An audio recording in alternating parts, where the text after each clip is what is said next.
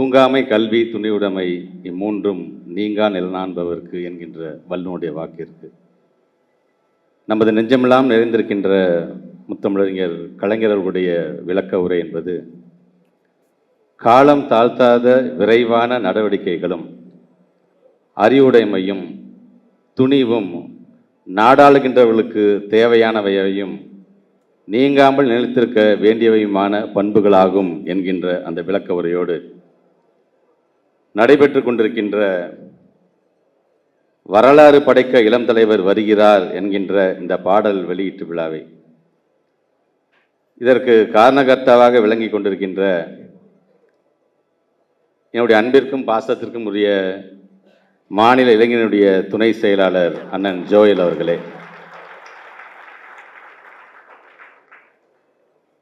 மற்றும் இதிலே பங்கு பெற்று நம்மை எல்லாம் பெருமைப்படுத்தி கொண்டிருக்கின்ற மாநில இளைஞனுடைய துணை செயலாளர்கள் சகோதரர்கள் இன்பா அவர்களே, இளையராஜா அவர்களே, அப்துல் மாலிக் அவர்களே, பிரகாஷ், பிரபு, கஜேந்திரன், சீனிவாசன், ராஜா, ஆனந்த்குமார் உள்ளிட்டோருக்கும் நிறைவாக நன்றி விழாட்ட இருக்கின்ற சென்னை மேற்கு மாவட்டத்தினுடைய அமைப்பாளர் சகோதரர் பிரகாஷ் அவர்களுக்கும் இந்த நிகழ்ச்சி இவ்வளவு சீரும் சிறப்பாக நடைபெறுவதற்கு காரணமாக விளங்கி கொண்டிருக்கின்ற சென்னை மண்டல இளைஞனுடைய மாவட்ட அமைப்பாளர்கள், அன்பு சகோதரர்கள், சட்டமன்ற உறுப்பினர்கள் எபினேசர், பிரபாகர் ராஜா உள்ளிட்டோருக்கும், பிரகாஷ், ராஜா, அன்பழகன், மதன்குமார், வானவில் விஜய் உள்ளிட்டவர்களுக்கும், மற்றும் இந்த நிகழ்விலே கலந்து கொண்டு நம்மை எல்லாம் பெருமைப்படுத்தி கொண்டிருக்கின்ற மாவட்ட, மாநகர, ஒன்றிய, நகர, வட்ட, கிளை, பாக, பகுதி அமைப்பாளர்கள், துணை அமைப்பாளர்கள் உங்கள் அனைவருக்கும் முதலினுடைய வணக்கங்களை நான் தெரிவித்துக் கொள்கின்றேன். இந்த பாடலை பாடிய திரைப்பட பாடகர் அண்ணன் மனோ அவர்களுக்கும், இசையமைத்திருக்கின்ற அன்பு சகோதரர் மாரி சக்தி அவர்களுக்கும், அவருடைய குடும்பத்தை சார்ந்திருக்கின்றவர்களுக்கும், மற்றும் வருகை தந்திருக்கின்ற பத்திரிகைத்துறை, ஊடகத்துறை சார்ந்திருக்கின்ற நண்பர்களுக்கும் என்னுடைய வணக்கம். யாருடைய பிறந்த நாளை இன்றைக்கு நாம் மகிழ்ச்சியோடு கொண்டாடி கொண்டிருக்கின்றோம்.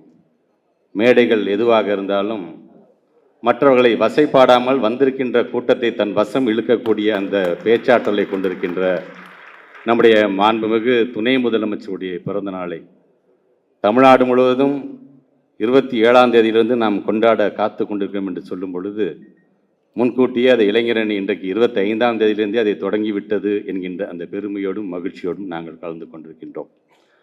ஆக இந்த நிகழ்ச்சி என்று வரும்பொழுது இங்கே கூட்டத்தில் இருக்கின்ற நம்முடைய தம்பிகள், காலம்பரம் 9:30 மணிக்கு இந்த கூட்டம் என்று சொன்னால், இன்றைக்கு நம்முடைய இளைய சமுதாயம் உடனடியாக எந்திரிச்சு கிளம்பி உடனடியாக அரங்கத்துக்கு வந்து இதை முடிச்சுட்டு அடுத்து உங்கள் வேலையை நீங்கள் பார்க்க வேண்டிய ஒரு அவசியம். இது காலத்தின் கட்டாயம் தான், இல்லை என்று சொல்லி ஒவ்வொருத்தரும் ஒரு வேலை இருக்கும்.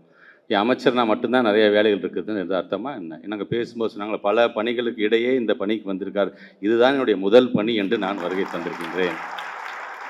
ஆக அப்படி இன்றைக்கு நமக்கான ஒரு துணை முதலமைச்சர், வருங்காலத்தில் தமிழகத்தை வழிநடத்தக்கூடியவருடைய பிறந்தநாளை கொண்டாடுவதை காட்டில் வேறு என்ன நமக்கு இருந்துட போகின்றது? இது போன்ற கூட்டத்தில் ஒரு காலத்தில் ஏதோ ஒரு மூலையில் அமர்ந்திருந்து நம்முடைய தலைவருடைய பேச்சை கேட்டு கைத்தட்டிட்டு அமர்ந்த ஒரு இளைஞன் தான் இன்றைக்கு வெள்ளையும் சொல்லையுமா நான் வந்திருக்கேன்னா, என்னோட இளைஞரணி என்பதை நான் மறந்துவிடக்கூடாது என்பதற்காக தான் ஒயிட் பேண்ட் ஒயிட் ஷர்ட்டோடு நான் வந்திருக்கிறேன். வருகை தேர்ந்திருக்கின்ற இளைய சமுதாயம் ஒன்றே மட்டும் ஞாபகம் வச்சுக்கோங்க, உங்களுக்கான தனித்திறமை வளர்த்துக்கொள்ளுங்க. உனக்கு தனித்திறமை இருந்து உன்னால் கட்சிக்கு பயன்படும் என்று சொன்னால் கட்சி உன்னை பயன்படுத்தி கொள்ளும்.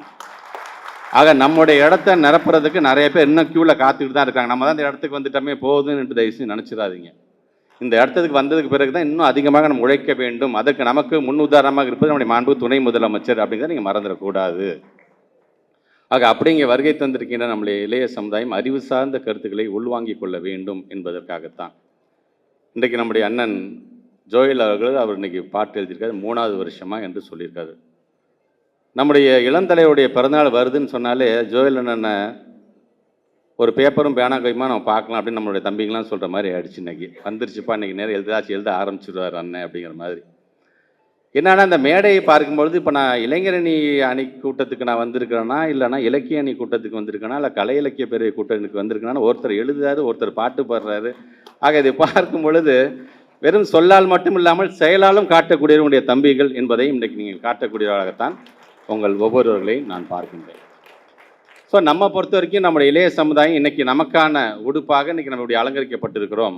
ஒயிட்டுன்னு நான் வந்துட்டோம் அப்படின்னா, இந்த ஜல்லிக்கட்டு வரும்போது அந்த காளை இப்படி தான் பார்த்தீங்கன்னா ரெடி பண்ணி வச்சுருப்பாங்க. அந்த ஜல்லிக்கட்டுன்னு இருந்துச்சுன்னா அது அந்த கால் அப்படியே பாயும் அப்படியே. அது மாதிரியான தோற்றமாகத்தான் நீங்கள் உங்களே கருதிட வேண்டும்.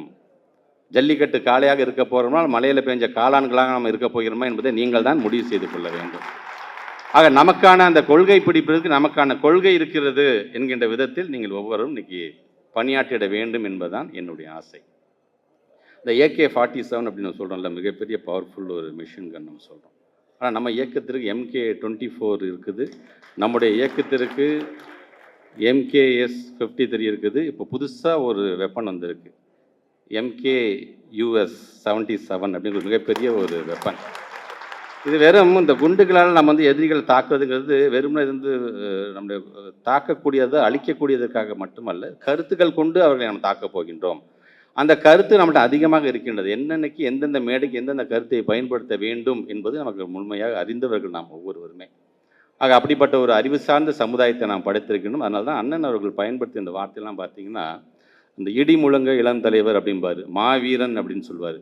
இந்த பாசிச சக்திகளை வீழ்த்தி வேறிருப்போம், இந்த மாதிரி வார்த்தைகள்லாம் அண்ணன் ஜோயில் எப்படி கம்பீரமாக இருக்கிறோம், அது மாதிரி அவருடைய வார்த்தைகளும் பார்த்தீங்கன்னா கம்பீரமான வார்த்தைகளை பயன்படுத்தக்கூடியதாகத்தான் அதை நான் பார்க்கின்றேன். அதுவும் நம்மளுடைய இளந்தலைவருடைய பிறந்தநாள் நிகழ்ச்சி அறிவாலயத்தில் கொண்டாடுறோங்கிற பொழுது இன்னும் எனக்கான ஒரு கூடுதல் மகிழ்ச்சி. என்னை வளர்த்தெடுத்த ஒரு இளைஞரணி, அந்த இளைஞரணி என்னை அழைத்திருக்கின்றது அப்படின்றது எனக்கு கூடுதல் பெரும் உண்மைதான்.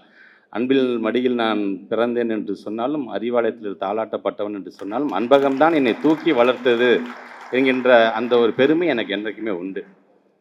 ஒன்று நினச்சி பாருங்களேன், இங்கே வருகை தந்திருக்கலாம், நம்ம ஒரு இளைய சமுதாயத்துக்கான நமக்கான வழிகாட்டியாக நம்முடைய இளம் தலைவர் இருக்கிறார் என்று சொல்லும் பொழுது, ஒரு இளைஞரணி செயலாளர் இருந்து வந்துச்சா தன்னை ஒரு தொண்டனாக நினைத்துக்கொண்டே. இப்போ நடந்த அறிவு திருவிழாவில் கூட பேசக்கூட நான் தலைவர், நான் சொல்கிறத நீங்கள் கேளுங்க அப்படின்னு சொல்லலை. அது தலைமை பண்புக்கு அழகு இல்லை. உனக்கு ஏதாச்சும் கருத்து தான் நீ பேசு, அதை நான் ஓரமாக உட்காந்து நான் கேட்குறேன்ட்டு தனியாக ஒரு சேர் போட்டு உட்காந்து ஒவ்வொருத்தருடைய கருத்தையும் என்னை உள்வாங்கி கொண்டது மட்டுமல்ல, என்னை தனிப்பட்ட முறையில் பார்க்கும் பொழுது யார் யார் எந்தெந்த கருத்துக்கெல்லாம் சொல்லியிருக்காங்க, ரொம்ப அருமையாக சொன்னாங்க அப்படின்னு அந்த பாராட்டுறதுக்கு அதுதான் தலைமை பண்பு. எனக்கு தான் எல்லாமே தெரியும் அப்படிங்கிறது தலைமை பண்பு கிடையாது. உங்கள்கிட்ட நான் கற்றுக்கிறேன், நீ சொல்லு, அதை நான் வேறு மாதிரி சொல்ல முடியுமா, நான் பார்க்குறேன் என்று சொல்லக்கூடிய நமக்கான ஒரு முன் உதாரணமாக அவர் இருக்கிறார். அதே போன்ற ஒரு துணை முதலமைச்சர் என்று சொல்லும்போது பார்த்தீங்கன்னா தன்னுடைய நிர்வாக திறமையை எங்கெங்கெல்லாம் வெளிப்படுத்திட வேண்டுமோ அதை அவர் செய்கிறார். அதோடு சேர்த்து தன்னை ஒரு திராவிட இயக்கத்துடைய தலைவராக முன்னிறுத்தி கொள்ள வேண்டும் என்று சொன்னால் ஆரியத்தை வீழ்த்துவதற்கு என்ன மாதிரியான போராட்டங்களை நாம் நடத்த வேண்டும் அதையும் இன்னைக்கு அவர் நடத்தி கொண்டிருக்கின்றார். நமக்கு இருக்கக்கூடிய மிகப்பெரிய சவால் என்னன்னா, நம்ம மீது வைக்கப்படுகின்ற அவதூறுகள் தான். அந்த அவதூறுகளை முறியடிக்க வேண்டும் என்பதற்காக பொய்ப்பெட்டி அப்படிங்கிற திட்டத்தை கொண்டு வருகிறார். கொண்டு வந்து நம்முடைய அரசாங்கத்தின் மீது, நம்முடைய இயக்கத்தின் மீது யார் யாரெல்லாம் பொய்யாக ஒரு புகாரை வைக்கிறாரோ அது உண்மைதானா இல்லையா என்பதை எடுத்து சொல்வதற்கான ஒரு நிகழ்ச்சி. இப்படி தன்னை தயார்படுத்தி கொண்டு வந்த ஒரு இளைஞன் தான் 2019, 2021, 2024 தேர்தலில் ஒட்டுமொத்த தமிழ்நாடு முழுவதும் சுற்றி பயணம் செய்து ஒட்டுமொத்தமாக இயக்கத்திற்கான வெற்றியை பெற்றுத்தந்தவர் நம்முடைய இளைஞனுடைய செயலாளர் என்கின்ற அந்த பெருமை நமக்கெல்லாம் உண்டு. சார், அதோடு நிறுத்தினாலும் பார்த்தீங்கன்னா சேலத்தில் ஒரு மிகப்பெரிய ஒரு மாநாடு. அந்த மாநாட்டை கூட்டி அவர் பேசும்பொழுது கூட லட்சக்கணக்கான என்னுடைய இளைஞர்களை நான் அழைத்திருக்கிறேன், இங்கே அவர்கள் கூடியிருக்காங்க என்று எண்ணிக்கையின் அடிப்படையில் சொல்லலை. நான் இளைஞர்களை கூப்பிடவில்லை, நான் அதிகப்படியாக நான் கொள்கை வீரர்களை நான் அழைத்திருக்கின்றேன் என்று அவருடைய எண்ணங்களை அங்கே அவர் பிரதிபலிக்கின்றார். சரி, அதோடு அவர் நிறுத்தினாரா? முத்தமிழறிஞர் பதிப்பகம் என்கின்ற பெயரில் திராவிட இயக்கத்தை சார்ந்த புத்தகங்கள்லாம் வெளியிட்டு அதை பதிப்பித்து அதெல்லாம் நம்முடைய மாணவ செல்வங்களாக இருந்தாலும் இளைய சமுதாயத்தை கொண்டு செல்ல வேண்டும் என்ற விதத்தில் இன்றைக்கு அந்த பணியும் இன்றைக்கி அவர் செய்து கொண்டிருக்கின்றார். இப்படி ஒவ்வொன்றையும் செய்யக்கூடிய அவருடைய பிறந்தநாளை தான் இன்றைக்கு தமிழ்நாடு முழுவதும் நாம் கொண்டாடிக்கணும். நினச்சி பாருங்கள், 234 தொகுதியும் லைப்ரரி கொண்டு வந்துட்டோம். எல்லா தொகுதியிலும் பாசறை கூட்டத்தை நடத்தி முடிச்சுட்டு ஒரு கொள்கை கூட்டத்தை இன்றைக்கி தயார்படுத்தி, அதனால தான் எங்கு போனாலும் இளைஞரணிக்கு தனியாக ஒரு முக்கியத்துவத்தை தரக்கூடியவராக இன்றைக்கி அவர் விளங்கி கொண்டிருக்கிறார் என்பதை நம்ம கண்கூடாக நம்ம பார்க்க முடியும். ஸோ இது மட்டும்தானா?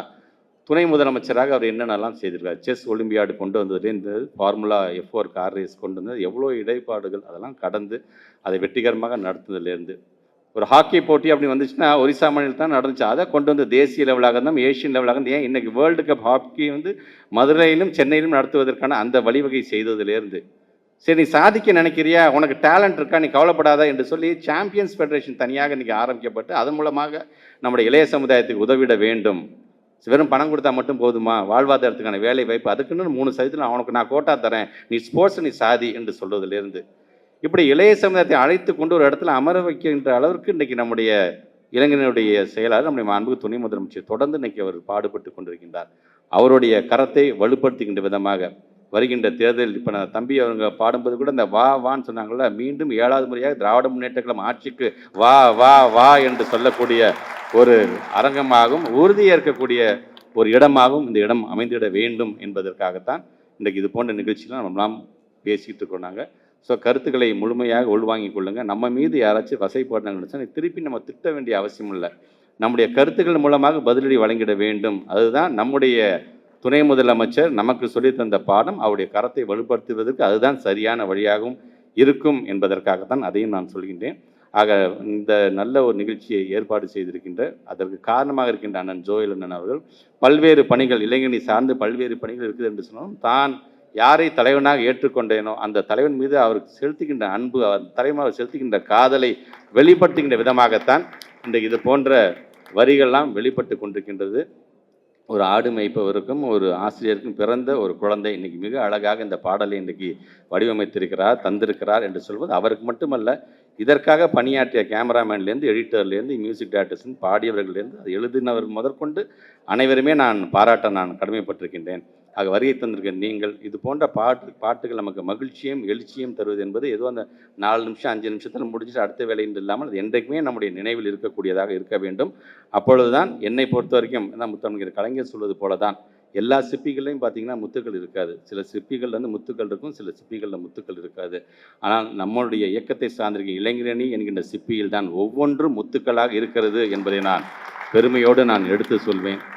தோண்டுகின்ற சுரங்கள் எல்லா சுரங்கத்திலையும் தங்கக்கட்டி கிடச்சிடாது. ஆனால் நம்முடைய இளைஞரணி என்ற சுரங்கத்தில் தோண்ட தோண்ட தங்கக்கட்டிகளில் சிங்க குட்டிகளாக இன்னும் 5 மாதத்தில் வேட்டையாட காத்து கொண்டிருக்கின்ற சிங்க குட்டிகளாக எங்களுடைய இளைஞரணி தம்பிகள் இருக்கின்றார்கள். வேட்டையாடுகிறது என்று சொல்லுவது மனித வேட்டை அல்ல, வாக்கு வேட்டையில் நாம் வெல்வோம். வாக்கு வேட்டையை நடத்துவதற்கு நாம் நம்ம இன்றிலிருந்தே தயார்படுத்திக் கொள்வோம் என்று உறுதி சொல்லுகின்ற ஒரு நிகழ்வாகவும் இந்த நிகழ்வு அமையட்டும் என்று சொல்லி உங்களோடு சேர்ந்து நம்முடைய துணை முதலமைச்சர் பல்லாண்டு காலம் வாழ்க வாழ்க வாழ்க என்று வாழ்த்தி இந்த அளவின் உரையை நிறைவு செய்கிறேன். நன்றி, வணக்கம்.